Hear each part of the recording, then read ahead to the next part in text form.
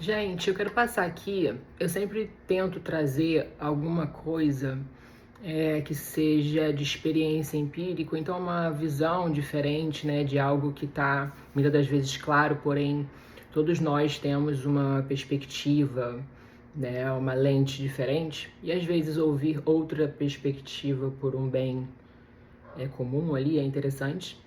Na internet, no Instagram já tem muito sobre tudo, de nutrição, de treinamento, de tudo. E tem poucas pessoas realmente querendo aprender, né? Tem mais pessoas querendo buscar algo novo, buscar que seja um planejamento, um profissional, um método, um remédio, né? Um peptídeo, um hormônio, qualquer coisa ali que seja externo e não realmente entender que de fato precisa ser feito, porque entender o que precisa ser feito envolve fazer, né? E envolve muitas das vezes dar o braço a torcer, mudar de opinião, olhar para o que você já fez de errado e retificar. E é assim que a gente aprende, né? A gente não aprende acertando, a gente aprende errando. Só uma introdução, mas não é sobre isso o assunto, mas sobre como é mais difícil a gente desaprender algo, na verdade, né? Eu falo primeiramente em questão do consultório, de todas as questões ali, todas as estruturas já muito engessadas que as pessoas já vêm falando sobre dieta, sobre metabolismo, sobre os medicamentos, sobre como não tem tanta aptidão às vezes para trocar, né? Porque já está habituado a fazer algo que já sabe que aquilo ali dá certo. E isso acontece muito. E nesse caso é muito mais fácil você pegar uma pessoa que é totalmente crua no mundo, tanto de alimentação, tanto de treinamento, suplementar, parte hormonal, para você ensinar a pessoa, do que um atleta, por exemplo, né? Vamos dizer assim, que já conhece bastante, estuda muito, mas é interessante ter esse olhar profissional, né? Tanto eu também é interessante eu ter um olhar de um nutricionista. E você conseguir convencer quase que a pessoa a desaprender, né? Aquilo que ela tem tão enraizado para que a gente ensine é muito mais difícil. E eu vejo que isso tem piorado muito com a inteligência artificial, né? Com a quantidade de conteúdo que a gente vê por aí e com o perigo que isso vem trazendo em diversos âmbitos da vida, não só no âmbito alimentar, no âmbito medicamentoso, no âmbito estético, mas até mesmo no âmbito de saúde pública e emocional, né, das pessoas, porque a internet ela é uma ferramenta, né, para que a gente use, divulgue, propague coisas legais, informações e estudos, e acaba sendo um meio, essa ferramenta está sendo usada para muitas das vezes propagar ódio, propagar opiniões, propagar ditadura quase, né? Propagar ali uma briga por quem não concorda com a sua opinião, seja política, seja religiosa, né? Seja qualquer tipo, até mesmo sexual, né? Para que você se autoafirme, né? Para você impor a sua verdade ao outro, não importa o que o outro vive, o que ele coma, o que ele seja, o que ele sinta. E isso acho que é um pouco também dessa inteligência artificial, né? Tanto mesmo ChatGPT, Gemini, esses aplicativos que eles falam muito o que a gente quer ouvir, né? Então acaba alimentando isso na gente de estar certo. Então eu até brigo às vezes com o meu ChatGPT, que é uma bela ferramenta, né, para organizar as ideias que saem da sua cabeça de acordo com a sua vivência e a sua percepção de vida. Certo de usar isso. Eu brigo com ele no sentido dele me analisar, me elogiar muito. Eu falo, eu não quero elogio, eu quero que você seja imparcial. Então eu pego a visão do Leandro Carnal, né, do Flávio Augusto, por exemplo, do Cortella, para que ele seja mais ríspido comigo. Então eu rebato ele e vi realmente argumentos, né? Mas geralmente ele vai te elogiar. Você pode falar, eu maltratei tal pessoa, eu fui estúpida, tá? E a pessoa está certa. Ele vai falar, olha, o ChatGPT, né? Você não precisa se cobrar tanto, você tinha os seus motivos de ser estúpido, sabe? É nessa logística. E o ser humano, ele vai se alimentando disso. Então é perigoso, tá? É perigoso porque dentre isso as pessoas vão saindo da responsabilidade de melhorar, vão tirando de si a possibilidade de errar. E isso vai gerando uma autonomia falsa na pessoa e vai resvalando para todos os âmbitos da vida. Então é bem perigoso essa questão. E bem como essa ferramenta do ChatGPT, eu vejo que ela está sendo usada de uma forma muito errada. É como se uma pessoa que, vamos colocar de uma forma bem básica, assim, para ficar bem simples, uma metáfora. Uma criança está estudando para a prova de tabuada com calculadora. O ChatGPT é isso, né? Quando a gente usa de uma forma ruim, usa para pensar pela gente. Por exemplo, pessoas não conseguem mais escrever uma mensagem de aniversário, uma mensagem de força, uma mensagem de amor. Elas jogam no ChatGPT para que ele escreva o sentimento que ela poderia estar sentindo, porque ela não se permite mais sentir, pensar. Ela tem a inteligência artificial para que faça isso para ela. Então a pessoa vai realmente virando também artificial. Não é inteligente, mas artificial, né? Então, assim, essa ferramenta usada da forma errada, ela é muito prejudicial. Primeiramente, a nível mesmo informativo, né? Cultura mesmo, assim, a nível de conteúdo, porque muitas das coisas que tem na internet, primeiramente, são falsas, né? São opiniões, são estudos que há ali um conflito de interesse, sempre pensando em poder, dinheiro. Então essas informações estão todas rodando na internet. O ChatGPT ele vai captar tudo aquilo e fracionar, né? E ali colocando uma visão diante do que já tem na internet e diante do que você também está fornecendo.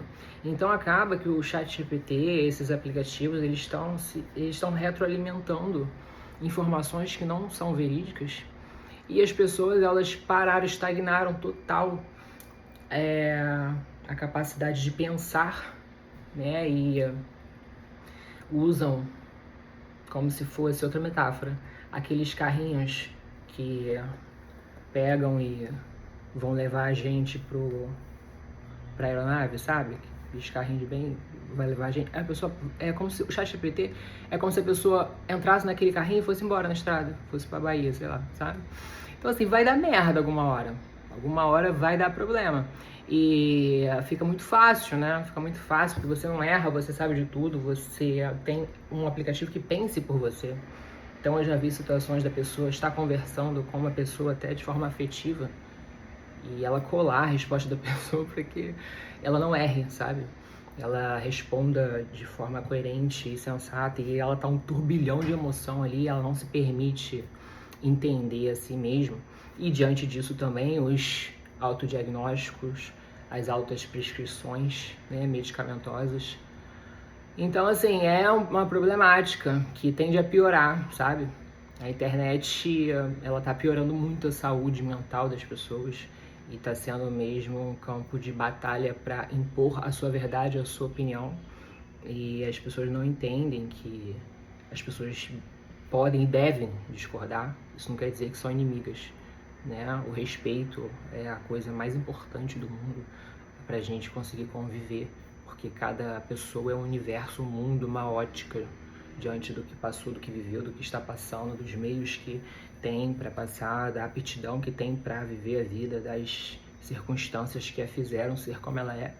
Então, como é que a gente vai querer que todo mundo seja igual, né? Todo mundo tenha os mesmos gostos, as mesmas aptidões, as mesmas opiniões, o mesmo, sabe? É muito surreal, gente. Se parar pra pensar direito, é muito surreal, sabe?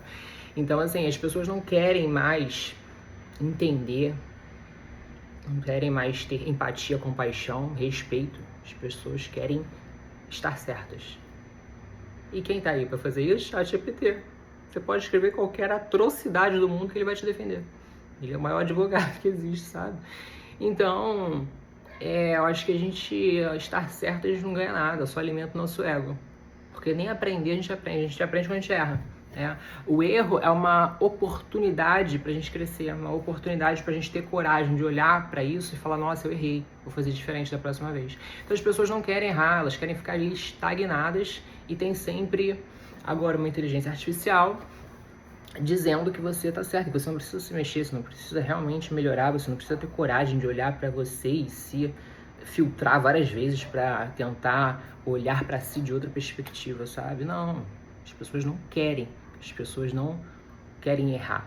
Logo, elas não vão conseguir aproveitar a oportunidade que o erro dá de melhorar, de evoluir como pessoa, como ser humano, como espírito, né? Elas só vão mesmo ficar ali presas a essa materialidade e ficar alimentando o próprio ego numa zona de segurança e automaticamente ferindo e julgando, né? E todo mundo e todos, e numa zona de conforto ali dentro da bolha mental que ela criou para ela, e a internet como uma ferramenta, né? Os aplicativos vão confirmando isso, ou seja, a gente está à beira de uma guerra neurocientífica, né? E assim, se permitir olhar de fora, se permitir não levar em consideração suas dores, suas frustrações, né?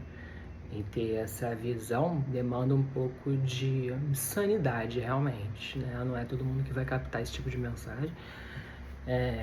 Demanda um pouco de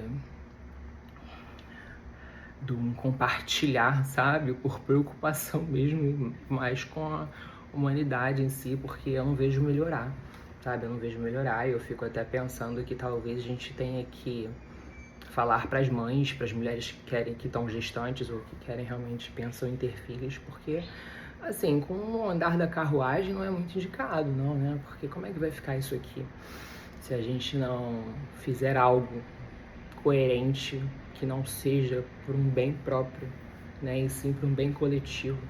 Porque se você está fazendo algo que é bom para você, mas de certa forma pode impactar negativamente no bem coletivo, não é bom.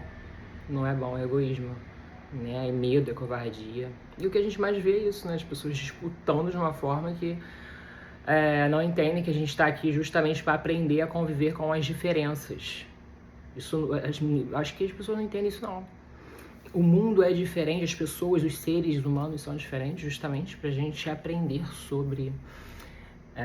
não é nem empatia, é sobre tolerância. É sobre não julgar quem às vezes está te machucando, te denegrindo por conta de não ser sobre você. Você atacar de volta aí começa a ser sobre você. Então, se cada um olhar para dentro de si, sem armadura, pelo menos só você e você mesmo, sem armadura, e tentar revirar esse lixo aí que tem em todo mundo, a gente não dá tempo, gente, da gente julgar o outro, que é muita coisa para resolver dentro de nós mesmos. Só que é muito mais confortável terceirizar a culpa, né, individualizar o mérito. E é isso que as pessoas vêm fazendo, e a gente vai partindo para daí para pior. Então eu queria passar essa mensagem um pouco abstrata, mas é porque realmente é uma coisa que vem me preocupando, e assim, eu não vejo ninguém muito preocupado com isso. Mas é algo preocupante realmente. Então usem... não vão fazer uma prova, né, de cálculo estudando com calculadora não, gente. Que a vida é isso aí, né? A gente tem que ter esse senso de urgência. As pessoas não têm. É cada um por si mesmo. O senso de urgência, como eu até li isso no livro do Flávio Augusto, vou falar isso pra vocês. O senso de urgência é como se você estivesse num apartamento que tá pegando fogo. Você vai fazer o quê? Sentar no sofá e ligar pro seu pai, sua mãe? Ligar pra polícia, esperar a polícia chegar? Apartamento incendiando? Ou você vai começar a se mexer, né? E se mexer talvez não seja só você sair do seu apartamento, passar com um monte de criança, um monte de idoso, embora não. Às vezes é tentar fazer salvar as pessoas também, né? Não se prejudicar para salvar ninguém, mas tentar fazer ali uma saída coletiva desse incêndio, sabe? É mais ou menos isso. Essa metáfora também pode funcionar. Mas tem gente que se tranca no banheiro, liga o chuveiro, sei lá, faz algo assim surreal, se fica assim, nessa vibe de autopiedade, né? Ou então muitas pessoas o prédio tá pegando fogo, as pessoas vão pro corredor e falar quem que foi o culpado que colocou fogo no prédio, e acusar, e julgar, em vez de resolver, olhar para o que a gente pode fazer diante disso. Entende? Então seja a pessoa que vai na janela ver se dá pra pular, ou então ver se dá pra sair, vai pegando as crianças, sabe, gente? Seja diferente. É desconfortável, mas no final vale a pena. Em vez de ser a pessoa que fica no corredor falando que foi a Matilde ou a Jacilene que colocou o fogo no prédio. Eu tô falando rindo, mas é sério. Tá? É bem sério isso. Beijo, gente. Fica com Deus.